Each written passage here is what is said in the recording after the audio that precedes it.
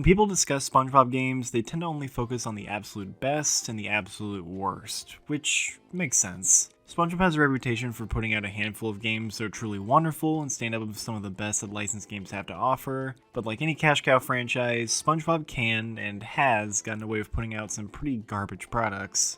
But the question I'm here to ask today is, what is the most disappointing SpongeBob game? In my opinion, there can be no other answer than SpongeBob SquarePants Truth or Square. Yeah, I'm just gonna get this out of the way right now. Truth or Square is not a good game. It hurts for me to say that, as this is the final entry in Heavy Iron's SpongeBob trilogy and is technically a follow-up to both Battle for Bikini Bottom and the movie game, but I gave it a fair chance and it simply couldn't deliver. Now this game is far from a disaster, or even as bad as old crazy-eyed Vengeance of the Soaring Hollow Native over there. There are some things I like here. Dare I say, even a couple of things it does better than its older siblings, but for the most part, this game fails to impress. And I'm going to spend the next however long explaining why this game ended off the trilogy with a resounding meh.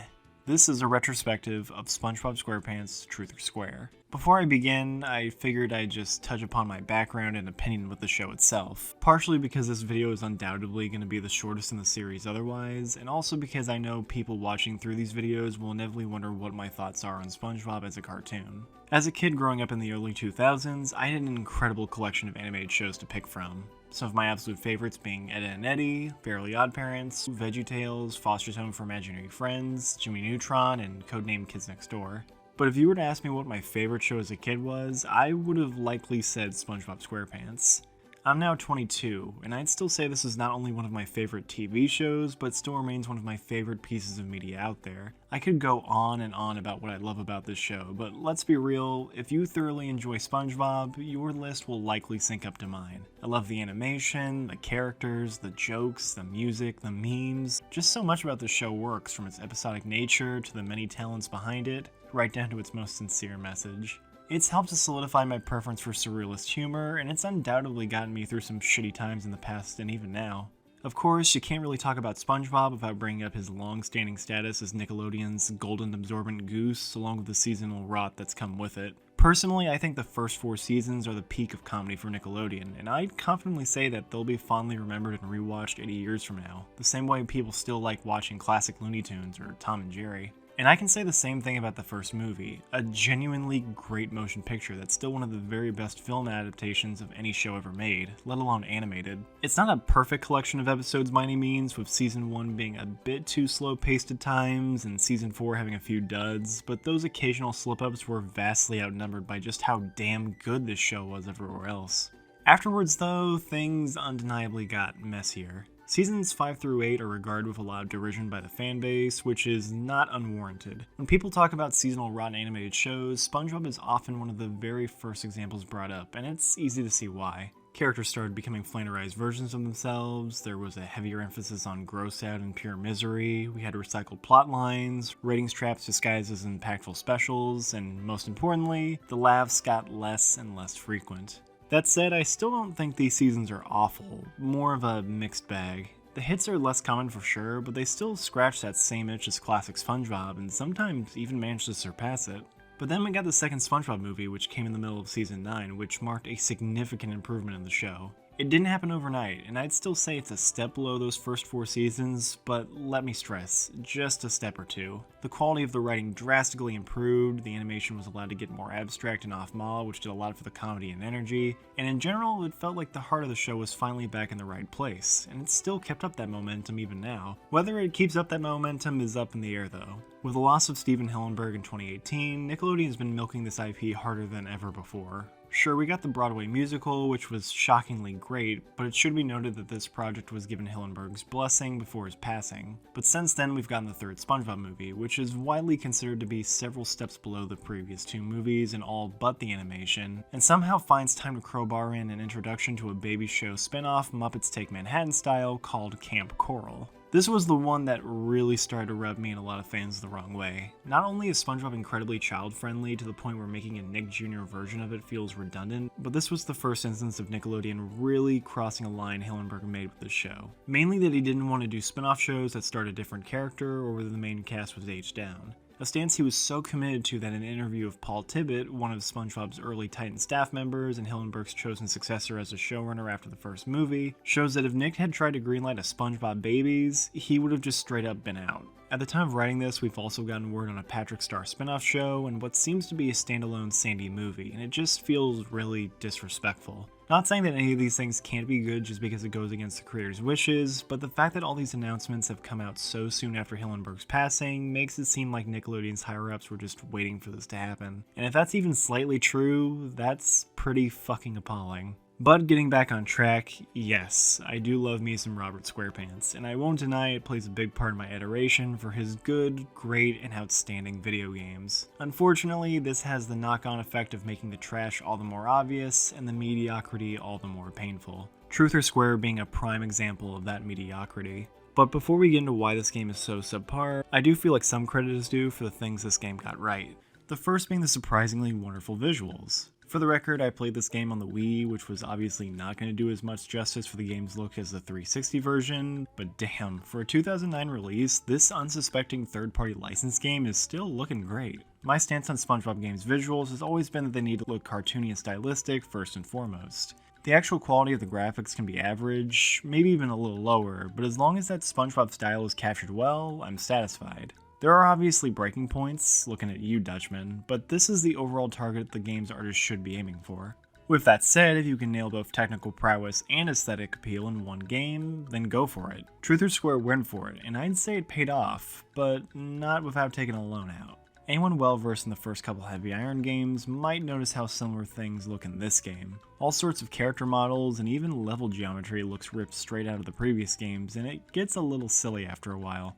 But here's the thing, it only seems to be the skeleton of these assets. While the familiar sites have about the same construction as before, they've gotten clean HD resolution textures to work with, and it just looks really nice. I just like how this game looks. I like the particle effects that float around the sun's underwater rays, I like the lighting effects found in places like the Mermalair, and I like these cutscenes. They're far from how cartoony cutscenes could have looked in 2009, but these are still a nice jump up from the movie game, with SpongeBob in particular looking far more expressive than he's ever had in any game before, or even since. Honestly, I could say that about the entire game. It just looks a whole lot prettier than any SpongeBob game we've gotten before, which you'd expect, but it also remains arguably the best looking SpongeBob game even now. Granted, that isn't the biggest achievement. The Activision games didn't even come close to the bar this game set, and as great as Rehydrated does look, it did, and still does, have some glaring technical blemishes that really should have been ironed out before its release, along with some other questionable visual changes that I'm not too fond of. Again, looking pretty is not my top priority for a game ever, but it's still one more thing Truth or Square has going for it.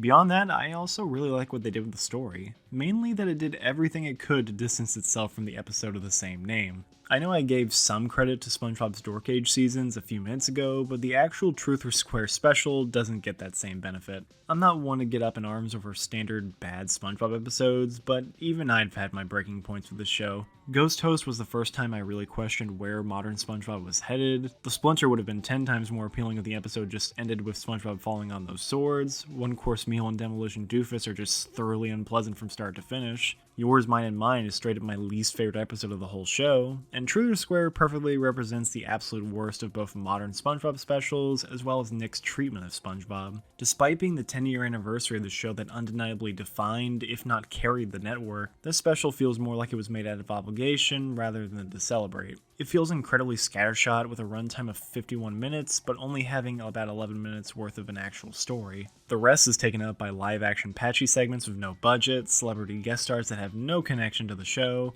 and an abundance of meaningless cutaways and musical numbers that mainly serve to give the advertisements something to hype up. And if you were a kid watching this after all the buzz, you likely felt just as cheated as me. At best, it's a tolerable compilation of DVD extras, and at worst, it's Nickelodeon deciding that the decade anniversary of SpongeBob wasn't worth a single shit.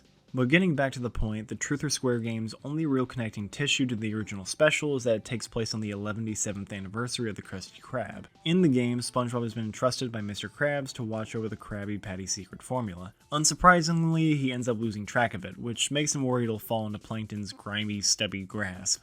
Plankton has actually been listening in on SpongeBob and Patrick's conversation and oddly offers his assistance to help SpongeBob find it by looking through his memories back at the chum bucket. Yeah, Plankton's obviously just doing this for himself, but we can't tell SpongeBob that now, can we?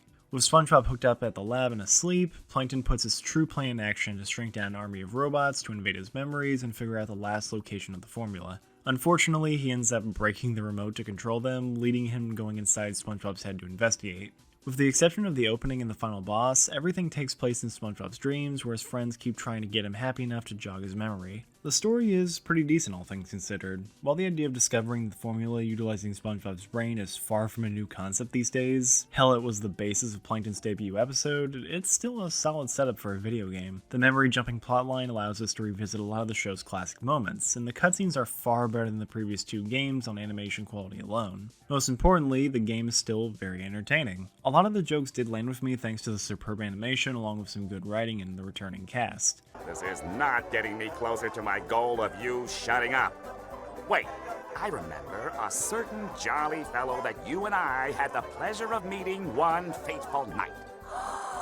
Oh, you don't mean David Hasty. Santa Claus, you dolt. Once again, the absolute majority of SpongeBob's voice talents are back for more and do the terrific job you'd expect from at this point. Unfortunately, we are once again just one voice actor shy of a perfect cast, and that's once again with Mr. Krabs. However, instead of picking Joe White to butcher the crab so badly that it would have only been redeemed if it was slathered in butter, they picked Bob Joles, who you might know as the voice of Man Ray ever since 2005.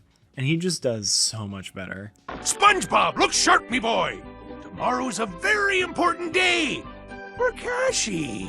I could still tell it wasn't Clancy Brown within the first few moments of him talking, but this is a far closer impersonation, and I don't feel the need to make jokes at his expense this time. If I was to nitpick anything, I feel like the fact that the majority of this game happens within SpongeBob's head kinda cheapens the plot. Obviously, the formula is at stake, but it doesn't feel like very much matters in SpongeBob's head. And unlike something like Creature from the Krusty Krab, it doesn't take full advantage of the inherent creative potential that comes with staging an entire game within someone's dreams. Like, imagine the same concept of having the levels being SpongeBob's memories, but amping them up to the highest degree. Make the things he's happy about even more exciting and welcoming. Make the things he's scared of even more terrifying and menacing. If you took advantage of his active imagination and personal biases, you'd have something really interesting, but as is, this feels like a missed opportunity. And the ending. The ending makes everything you do in the game even more pointless, and the jokes made aren't worth it. 10 years of frustration. 10 long years of chasing after that formula. I almost had it that time, too. Oh, the anguish. The humiliation. Ah! Well, I'll try again tomorrow. Okay, fine, it's almost not worth it. Still, it's a decent SpongeBob video game story, all things considered, but I can't help but notice the sorely missed potential of its concept that easily could have elevated the whole game. Lastly, I have to praise this game's sheer amount of fan service. I already mentioned that the story elevates this game past the TV special, but this is what cements its spot as being the superior 10-year celebration of all things SpongeBob. Like I mentioned above, the levels and the first two bosses are all calling back to episodes from the show's golden years, but being a playable clip show is just the tip of the iceberg. As expected, most of the levels taken from this game are locations we've already seen in battle, but they've been recreated with even more attention to detail than before. For instance, the Murmur is absolutely crammed with gadgets and gizmos, like the International Justice League of Super Acquaintances costumes, the Orb of Confusion, the Murmur computer, and the villain containment units made out of frozen tartar sauce, which even managed to squeeze in a cameo from Prawn. And it's just all really cool to run into, especially on the first playthrough. While it was far from my biggest criticism with it, the fact that Battles Kelp Forest was so different from its show appearance without even including a reference to its iconic episode was a little disappointing. In this game, not only does Kelp Forest look far closer to the one you actually remember with a far less drab color palette, but it even gives a little nod to Club SpongeBob. It's not that hard, guys. Also returning from battle is a hub world, this time taking the form of SpongeBob's house. If I really wanted to, I could put a negative spin on this and say this is a big downgrade from the explorable Bikini Bottom and all the buildings it had, and there is an element of truth to that, but nonetheless, I still like this. Because what we lost in expansiveness, we got back in a far more lively interpretation of the pineapple. The new currency in this game are the happiness coins, which are used in SpongeBob's house to either purchase health upgrades and extra costumes in the closet, or upgrade SpongeBob's furniture to get bigger and better. And we've also got these various happiness objects that you can unlock in the game that will offer even more trinkets in the house. Each and every object is a reference, no matter how obscure, such as Neptune's golden spatula, Mermaid Man's utility belt, and Sandy's kinky hot sauce. And while this doesn't apply to the Wii game, I should also point out that the 360 version's achievements are mostly named after SpongeBob episodes that usually have some decent correlation. Usually. The point I'm trying to make is that the people behind this game still really did like SpongeBob. Even if the majority of them were newer staff members that had nothing to do with the previous entries, I would never call this game a victim of no one caring, and that has to count for something. And yeah, that's about it. Everything else is just a clear downgrade.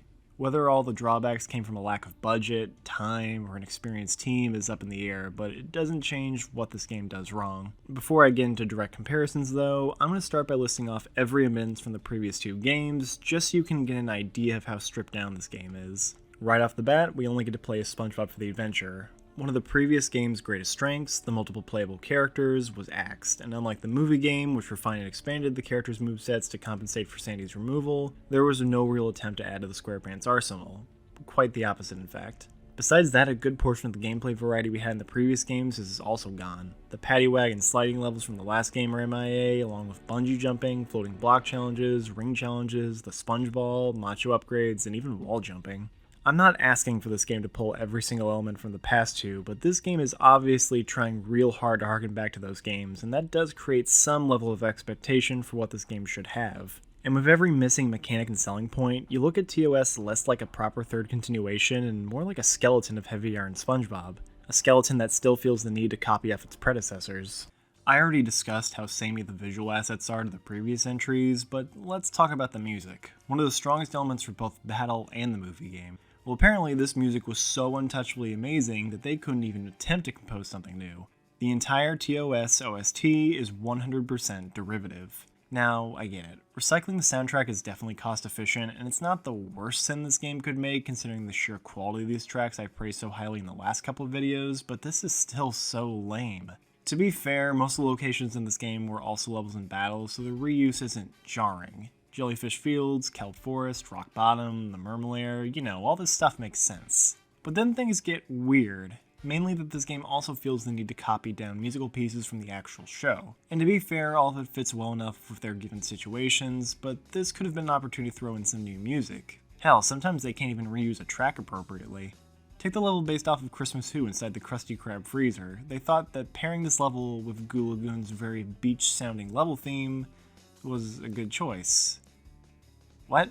You could have easily thrown in Wonderland of Snow or any other winter theme from the show and it would work 10 times better.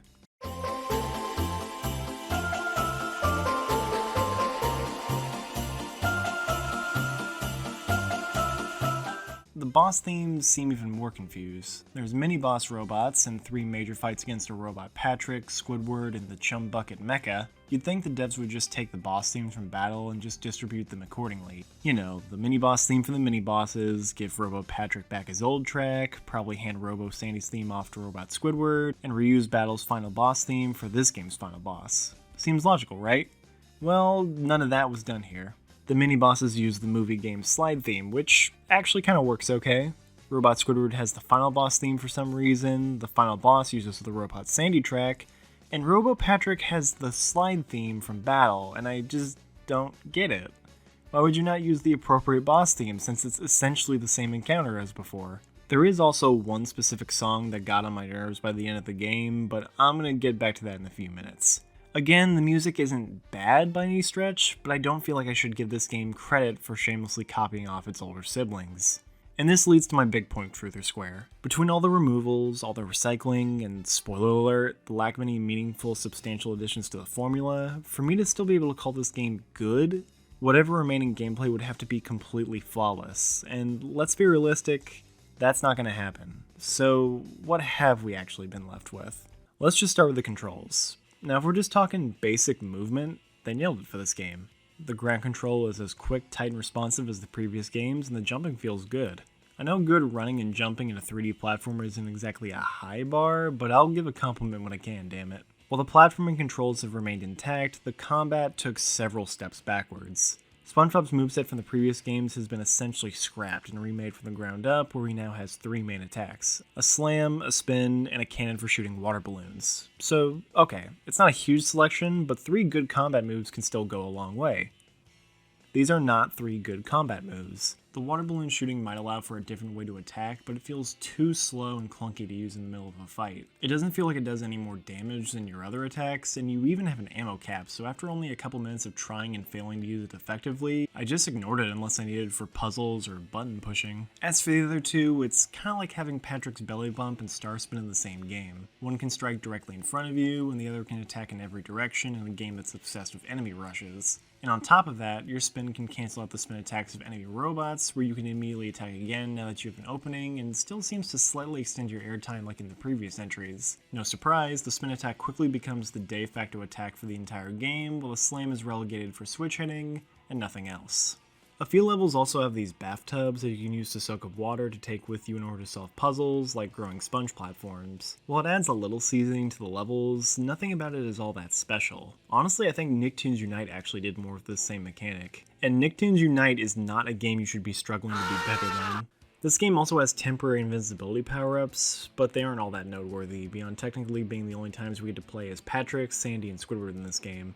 I mean, that's kinda neat, especially since this was Squidward's only playable appearance in the Heavy Iron trilogy, and I like that Spongebob morphs into something the character can proficiently wield, a hammer, karate gloves, and a clarinet, but that's about it.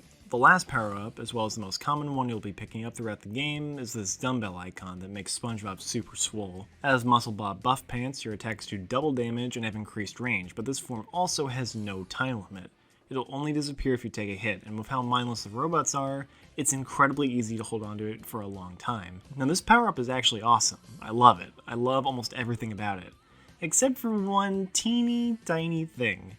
A unique problem I thought had died 7 years ago. This power-up has its own specific music track, 12th Street Rag. A fun music track, usually reserved for chase scenes and other fast-paced antics in the show. But there's a reason this piece isn't used for more than a minute at a time. Because it does get old. It gets old really fast. And when it's possible to grab this power-up early on in the stage and get to the very end without taking damage, it starts to become irritating. The jellyfishing music from Dutchman might be more infamous for how often you'll hear it, but at least that was much easier on the ears. It got to a point where about halfway through my playthrough, I just straight up muted the game during actual gameplay, because what was I actually missing out on audio-wise? Recycled music tracks and repetitive SpongeBob lines? Yeah, sure. No? In short, I would call SpongeBob and TOS functional. I can reliably platform about and fight, but the moveset is mechanically shallow and lacks the same versatility and out-of-the-box potential that the last couple games had. From there, we can talk about the level design, which could save a simplistic moveset if it's done well. I mean, look at Crash Bandicoot. Those games have top-tier level and enemy design that complements Crash's simple but effective controls, so that could happen here. Funny thing mentioning Crash, because the level design is easily the most straightforward of the trilogy. Mind you, the movie game was already operating with more linear levels in battle, where we went from mostly wide open-ended sandboxes and challenge areas connected to one central hub, to relatively linear courses with a fair amount of forking paths which had secrets and additional missions to play. But take that sizable leap in the core design and apply it a second time, and you essentially have the levels in TOS. In these stages, there's never a moment where the path forward isn't completely obvious, and the occasional branching route has shriveled up into a rare twig, where you'll be back on the main road as fast as you came off it. I know the way I'm talking is setting up the changes negative, and that's partially true, but there is a bright side. TOS is once again following the movie game's example of stage-to-stage progression, but cuts out the necessity for additional collectibles to move on. If all you care about is beating the game, and don't want to bother with the additional content, that's totally fine. Just get to the end of each level and you'll be fighting the final boss in no time. On its own, this isn't particularly noteworthy. This is just the norm for games like this, but simply being normal has paved over one of the movie game's greatest blunders, making this game far more accessible and forgiving for non-completionist types. That being said, while the structure is far more palatable, this is ultimately a fairly small band-aid that can't even begin to cover the new, huge, gaping cracks in the gameplay. Those cracks being how by the numbers, bland, unremarkable, and lame these levels are. So let's just go ahead and discuss the pros and many, many cons. Okay, I'm sorry, but I can't hold this back anymore. The more I've been playing and writing about this game, the more this has been annoying me. Let's discuss this game's enemy roster and combat. In the other Heavy Iron games, these were incredibly strong components. I honestly can't name too many 3D platformers that have fun, satisfying combat that's so good that I actively look forward to it. The only ones from the late 90s and early to mid 2000s I would say reach that standard are the Spyro trilogy, the Ratchet games, Sonic Heroes, and then these games. Battle had a sizable, diverse enemy pool where most of the Planktrons had distinct strengths and weaknesses. Not all three characters were great at fighting each robot, but depending on the environment, you could still defeat them by being creative, and whenever there were big enemy rushes, they made sure to mix and match enemy types to keep things from getting stale. The movie game arguably did it better. While a little smaller, this roster mixes traits of previous robots and throws in a few additional curveballs for an even tougher group. Combined with the more frequent enemy rushes and the player's extra toys, namely the Macho upgrades, that game was stacked with challenging, chaotic, awesome fights, and in my eyes, it was the hero of otherwise just okay platforming stages. So how does this game live up to that? It doesn't. It really doesn't. Starting off, this game has 4 enemy types. 4. There's a hammer robot, a spinner robot, one that shoots projectiles, and the occasional bomb bot. This is all we get for the whole game, and it's just really disappointing. Beyond their attacks, they don't have any special traits that would warrant even the most basic strategy. You can just waltz right in and spam your spin attack and you'll crush 95% of the enemy encounters with no problem. I say 95 because while your spin can negate an enemy's robot's spin attack, it also cancels out your own. It's not a big deal in smaller scraps since you can pull out another spin quickly, but in the last couple levels, they just dogpile you with better versions of these robots where the only differences are that they're bigger and can take more hits, so that it becomes practically impossible to fight the horde without taking lots of damage. It's not a huge deal since your fully upgraded health will usually let you outlast the fodder, but this is not how you make combat difficult, guys. They're also just so boring in terms of design. Battle's Planktrons all had such fun, distinct designs, to the extent where I could probably identify them simply based off their silhouettes. These robots just feel creatively sterile and lack any kind of visual flourish to make them stand out, which is a big disappointment for Plankton, one of the golden standards for cartoon geniuses in my eyes.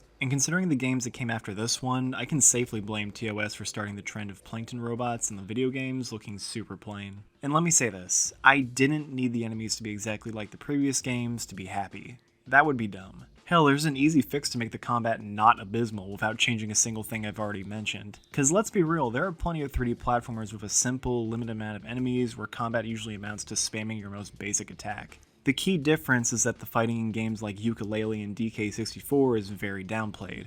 Games like that put heavier emphasis on their platforming, exploration, and unique challenges, so enemies are treated more like a minor obstacle on the field. They're infrequent, only take a hit or two to beat, and can usually be ignored if you don't want to bother yourself with their existence. If TOS opted to dial back the amount of combat in the stages, that would be almost tolerable. But no, if anything, this game feels like it has even more fighting than the previous games.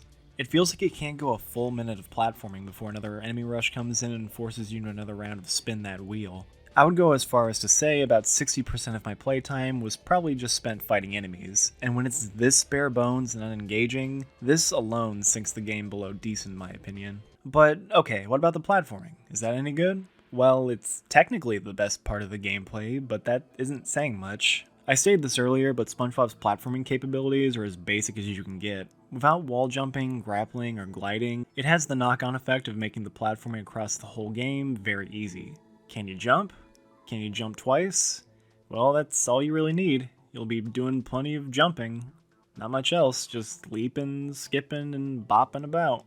Okay, to be fair, there is a little bit more going on. A few of the levels do have their own set pieces to give a little extra push to the platforming and to help them stand out. The Help Wanted level has these anchovy buses you use to get from area to area, and you have to dodge obstacles and steam geysers as it's moving. The Murmur has a lot of timed bridges between platforms in the forms of conveyor belts and panels that'll quickly disappear, and the final 2 levels based off Graveyard Shift and Karate Island have the overall toughest platforming, and they do require a decent amount of skill to get through. I like this stuff. It is good. It makes you remember that Battle also did a lot of these unique level gimmicks to spice up the platforming, and this is in the same vein. My main issue is just that right as the game really seems to be picking up, it's already pretty much over. Oh no, I gotta talk about the sliding. Oh god. Look at how they massacred my boy. The sliding in this game isn't especially bad or anything. It isn't controlled poorly, and sometimes it'll give you a pretty view of the level, but damn, coming off the kinetic, high energy, and chaotic slides from the movie game, these are just flaccid. It's way slower than before, there's no jumping, sometimes you slide on flat ground, which does not do any favors for the slow speed, and it's just been reduced into tasteless fluff for these levels. There's also a couple new mechanics for this game, which are the gum launchers and the bomb rolling. They're fine.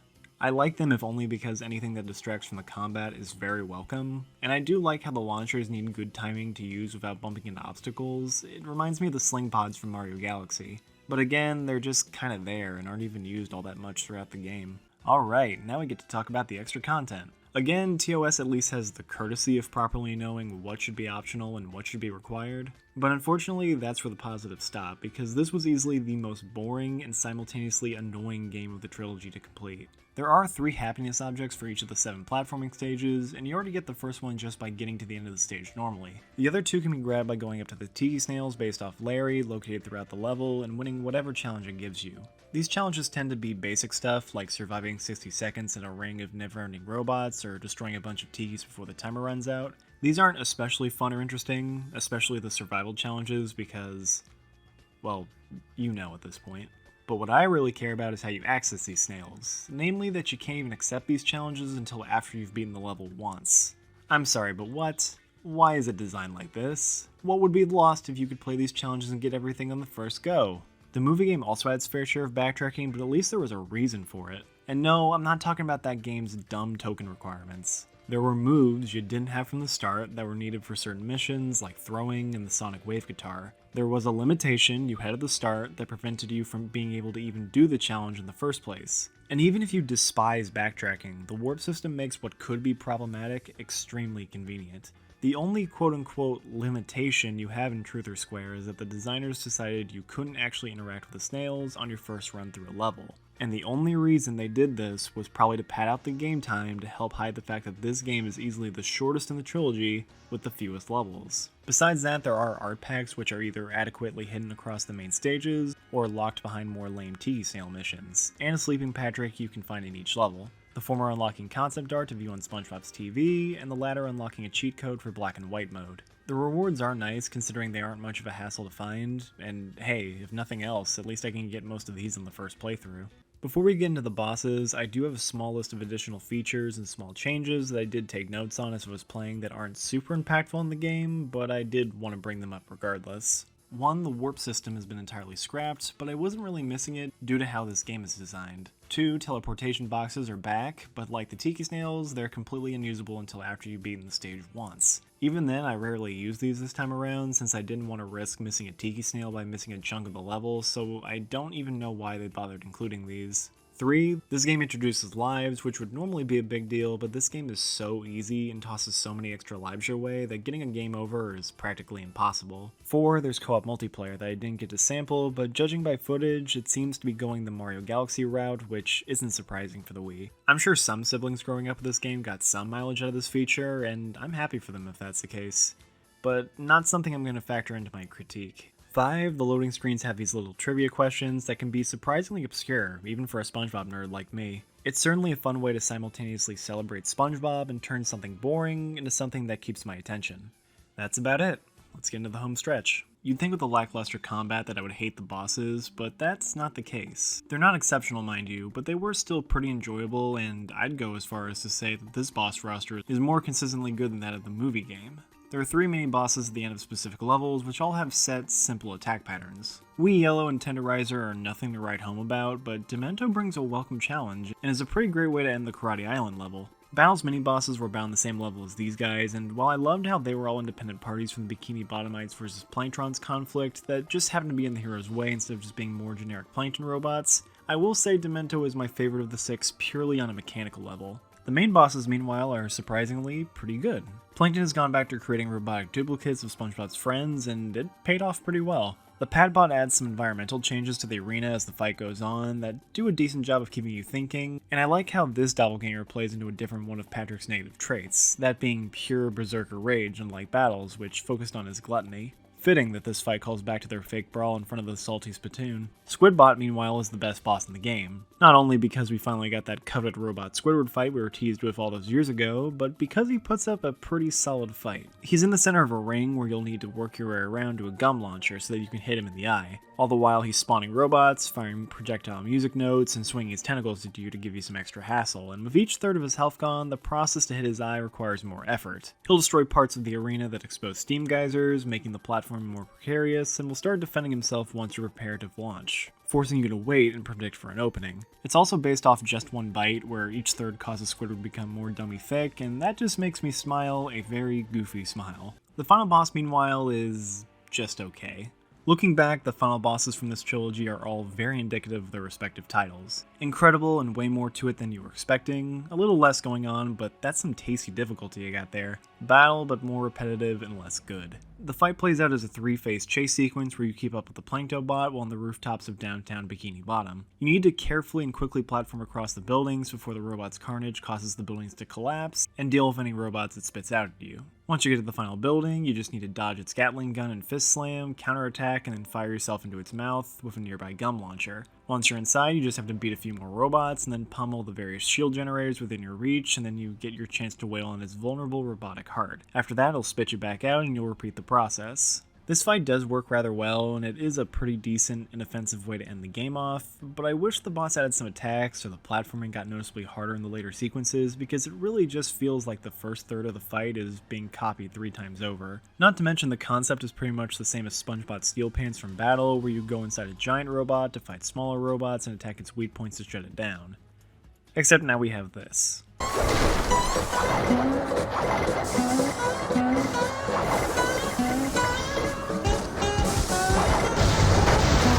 After that, the Planktobot falls over defeated. SpongeBob and Mr. Krabs go back to the Krusty Krab to see if the formula is still in the safe like SpongeBob suspected. It turns out it was in SpongeBob's back pocket all along, which would already be pretty insulting, but then it turns out it's just a lottery ticket and that the formula was actually in Krabs' pocket the whole time. SpongeBob makes a face that's fairly accurate to how I felt after that shocking twist, and now the game is over. Yay. So yeah, that was a video game.